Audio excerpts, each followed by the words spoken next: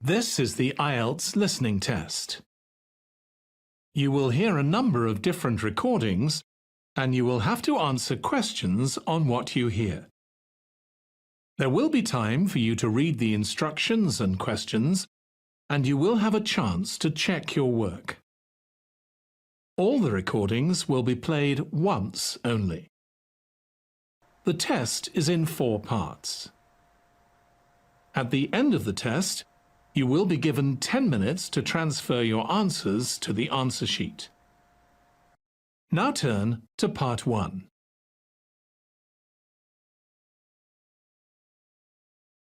Part 1. You will hear a conversation between a woman and a policeman. First, you have some time to look at questions 1 to 5.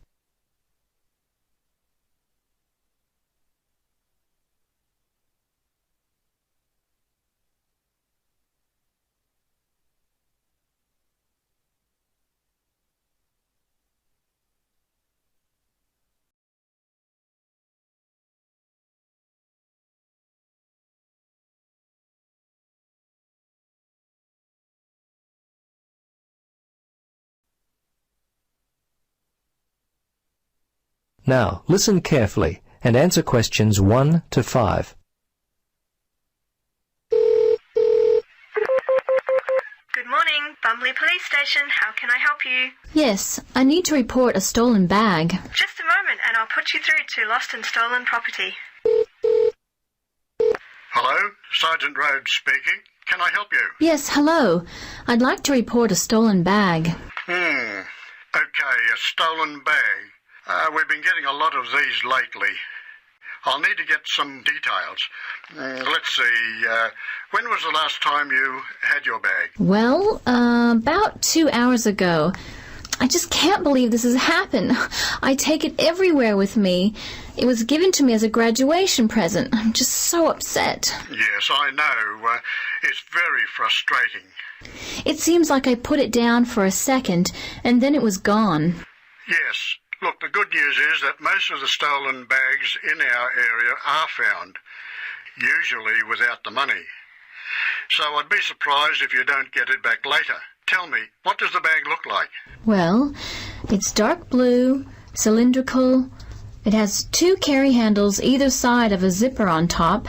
The zipper actually runs the length of the bag. It's a Vitoli bag.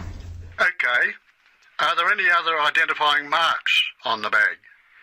Things that would be unique to it. Name tags, scuff marks, that kind of thing. Well, not really. There are a couple of scratches in the top left corner on one side of the bag, near the handle, and I think another one in the opposite corner. Okay. Scratches on opposite corners. Now, where were you when the bag went missing? Well, I remember the time. It was 12:15.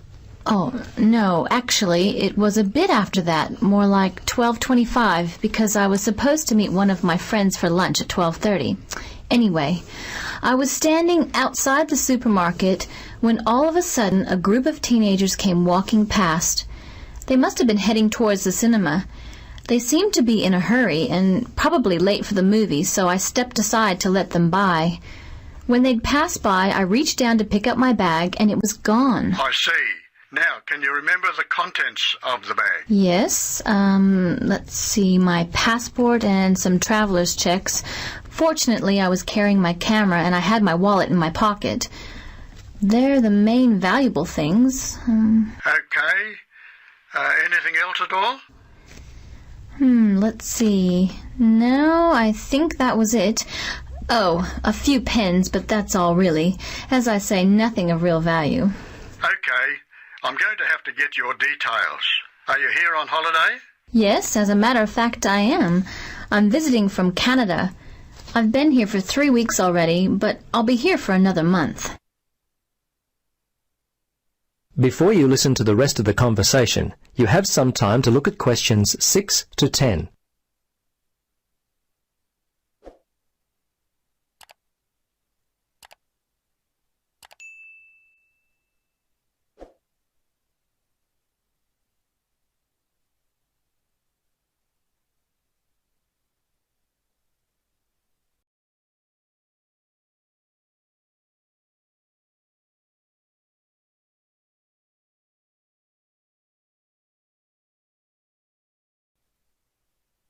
Now listen and answer questions 6 to 10. Now, have you contacted your credit card company? Yes, I did that immediately. They were very helpful. I still can't believe this could happen to me, and while I'm supposed to be enjoying myself on holiday. Yes, it's a real disappointment, whether you're on holiday or not. Yeah, thieves strike when you least expect it. Anyway, I need to take down your particulars. What's your name then? Yes, my name is Helen Reddy. That's R-E-A-D-Y. My address is, well, the place where I'm staying here is The Palms, Unit 14, 75 Paradise Avenue. Okay, I may need your home address in Canada, but I'll get that more towards the time you're going to leave. What about the telephone? What number will I be able to reach you on? Yes, it's 455-91332. Okay, 455-91332. And how much do you think the bag and contents are worth? Well, it's not really a big cost. Probably only $100. It's the inconvenience of it all. I understand. Look, we have a lot of lost or stolen property recovered daily. Come by the station tomorrow and have a look. As I said, there's a high chance that we'll get the bag back. Your passport at the very least. Okay, thanks for your help. See you tomorrow then. Bye. Yes, bye.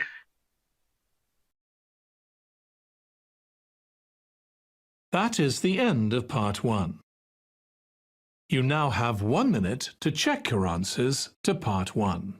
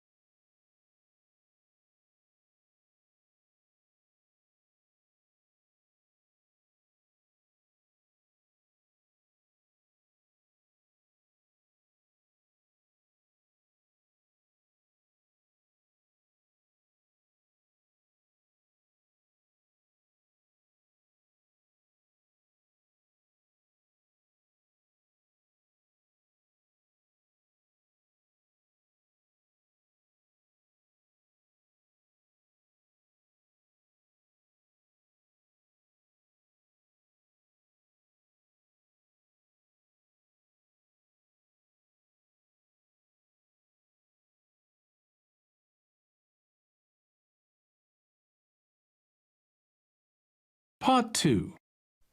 You are going to listen to part of a radio interview about bottled water. First, you have some time to look at questions 11 to 16.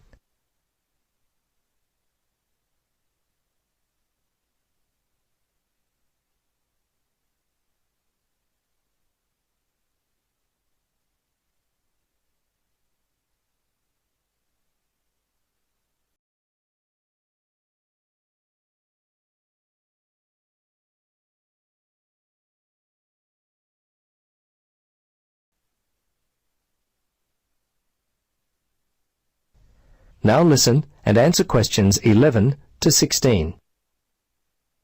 The day is coming, so my grandfather used to say, when people are going to pay for water.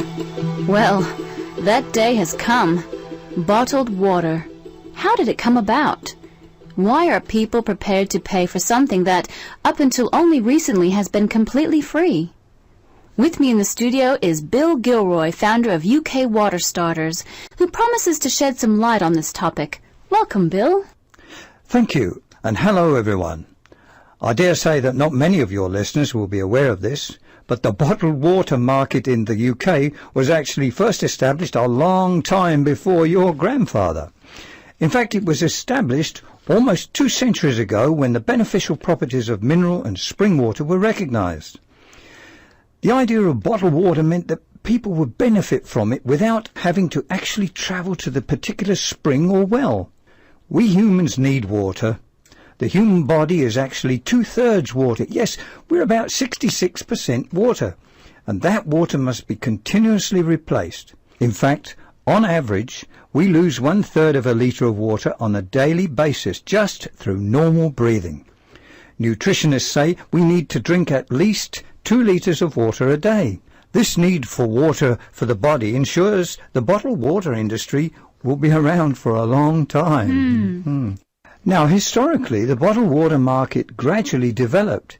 It was well known in the early 19th century that bottled water was beneficial, but during the mid-19th century, the artificial mineral water market became a commercial viability for many entrepreneurs.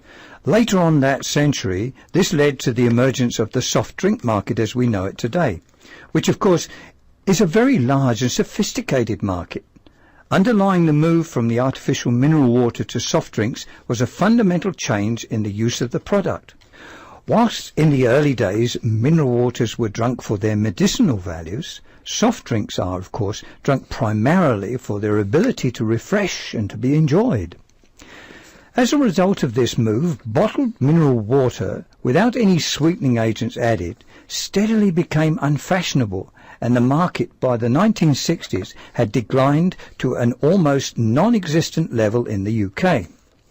The move during the 1960s and to a lesser extent the 1970s towards more processed foods impacted upon the bottled water market, and subsequently sales continued to decline. Of course, today in the 21st century, this is not the case. But interestingly, in the mid-1980s, an unexpected revolution moved the bottled water market forward with the introduction of a new, recyclable plastic material that was used worldwide. This new, lighter, stronger material improved packaging and handling and was also visually appealing. It was during this time that bottled water sales began to improve. Before you listen to the rest of the conversation, you have some time to look at questions 17 to 20.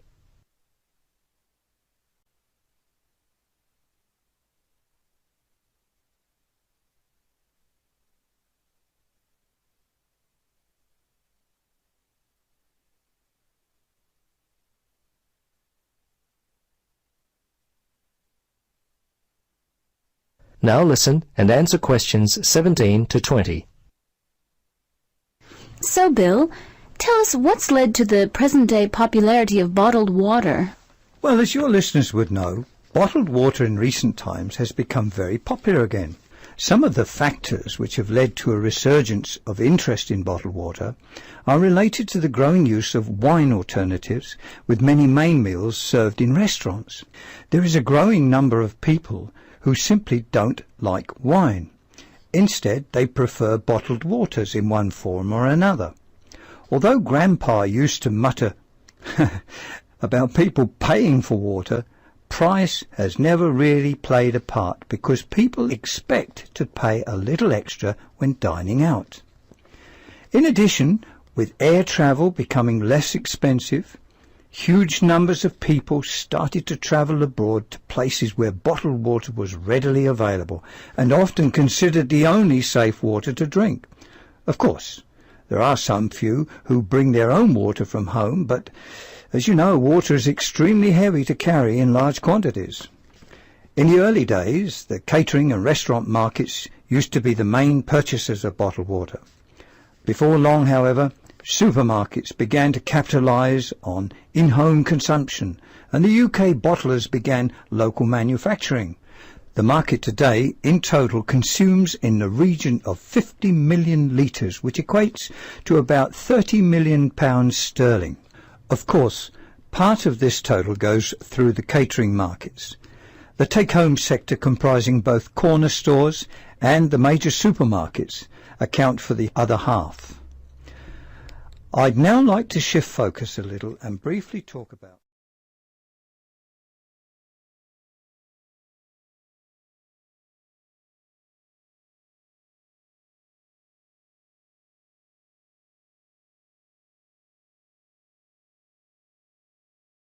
Part 3. You will hear two students, Brian and Emily, talking about penguins, the subject of their current assignment. First, you have some time to look at questions 21 to 24.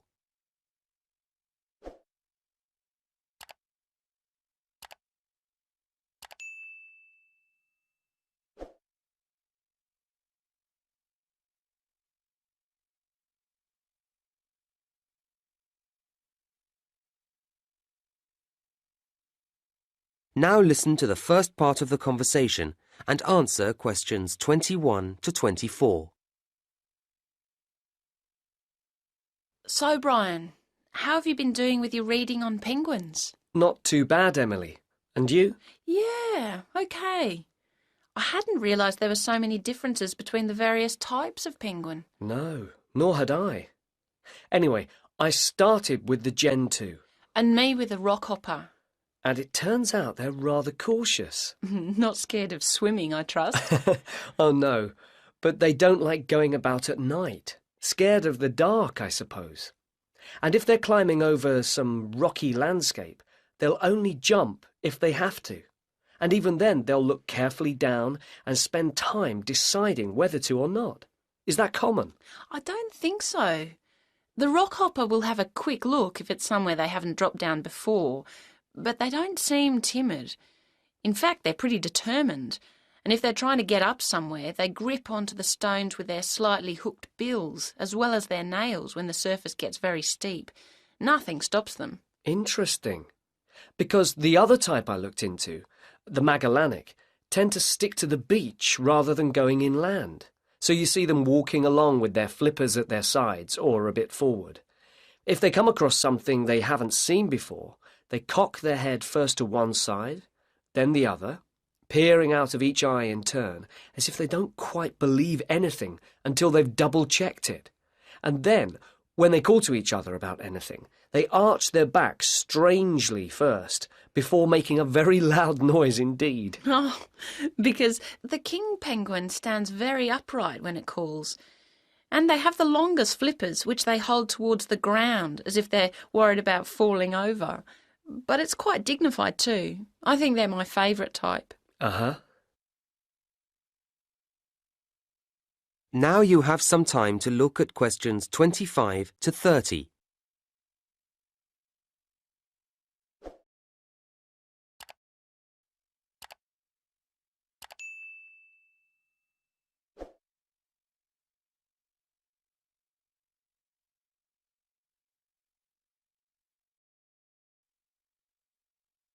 Now listen to the next part of the conversation and answer questions 25 to 30. Anyway, there are some things that they all do the same, aren't there? Oh, yes. Eating fish, for example. Well, of course. But sleeping, say. Yes. Occasionally you might see one stretched out flat in the sun for a snooze. But normally you see them standing at night, even though they're sound asleep. It seems odd, doesn't it? And then they're all liable to get aggressive if they feel invaded, aren't they? Yeah, not quite so sweet then. And with the rockhopper... The one with the distinctive black and yellow feathers on its head. That's the one. If it gets annoyed about something, then the black feathers on the head point upwards and the yellow feathers stick out. It all makes it look bigger or tougher. I wonder how often they get annoyed. Well, I don't know about annoyed, but they've plenty to get frightened of. They've got predators in the water and on land, well, in the sky anyway. Oh, yes, the great skewer bird. It's after the eggs. So the penguins have to keep a careful watch for the skewer all the time, especially when they're nesting. They can spot the white patches in its wings, can't they, as one flies over? Yes, and then they sit very closely on the eggs to protect them. Not an easy life, really. No. So what else have we found out? Well, I was interested to see that although they nest individually, they always go into the sea together, in large numbers. Even though it might make them more obvious to predators. That's the price to pay for the best way to find food. It means a bigger catch from each trip. I see. I watched a video too, just showing them on the beach, and I was struck by how calm they seemed to be. I thought they might have looked frightened. Perhaps it's because there are so many of them. Maybe that gives them a sense of security. In fact, all the types have a social nature. I guess that's why we humans find them so fascinating to observe. I guess so. So, shall we start to put all our notes together? And then I think we ought to... That is the end of part 3. You now have 30 seconds to check your answers to part 3.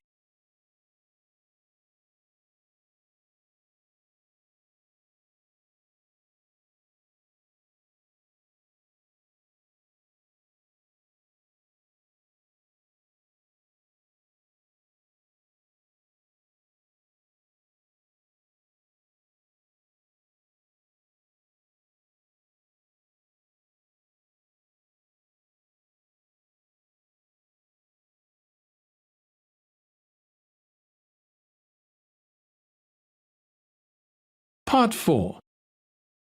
You will hear part of a lecture about issues involved in the management of the growth of cities. First, you have some time to look at questions 31 to 40.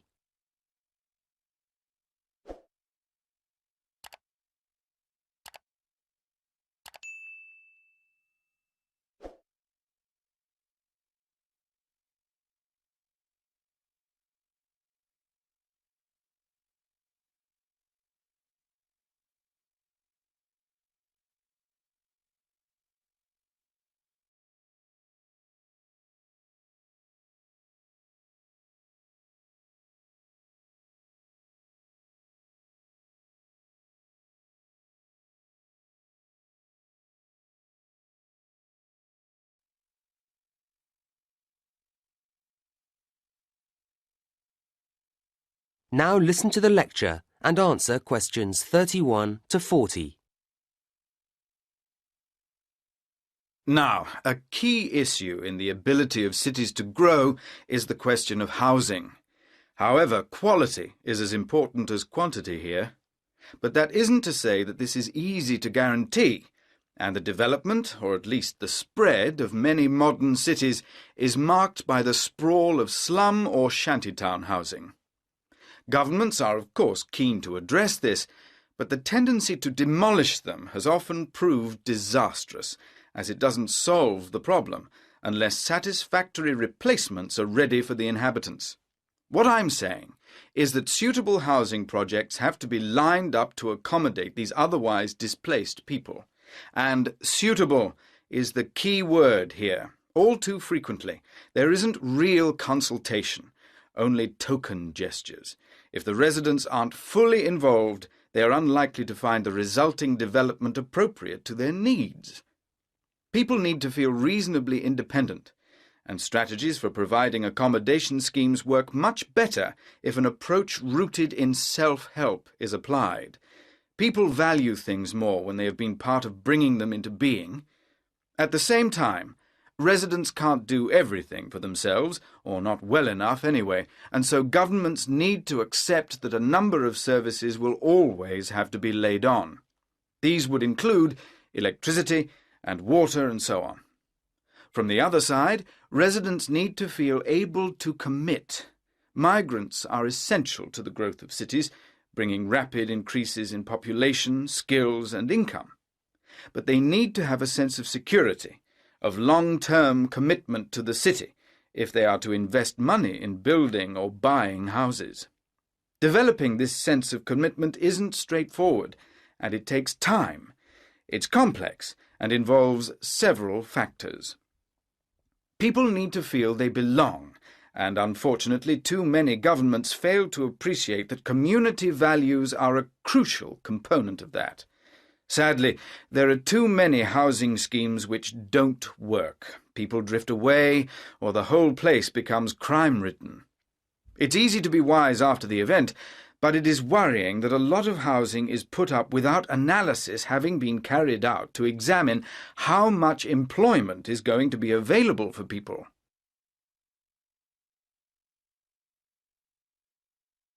But I don't want to labour the negatives too hard.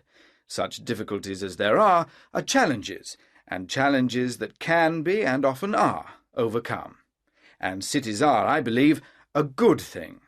Urbanisation, the process of developing cities and the societies that comprise them, may not be everyone's dream, but it has a huge impact on the economy, and also benefits each and every person's freedom. Furthermore, the sheer volume of people means that work can be differently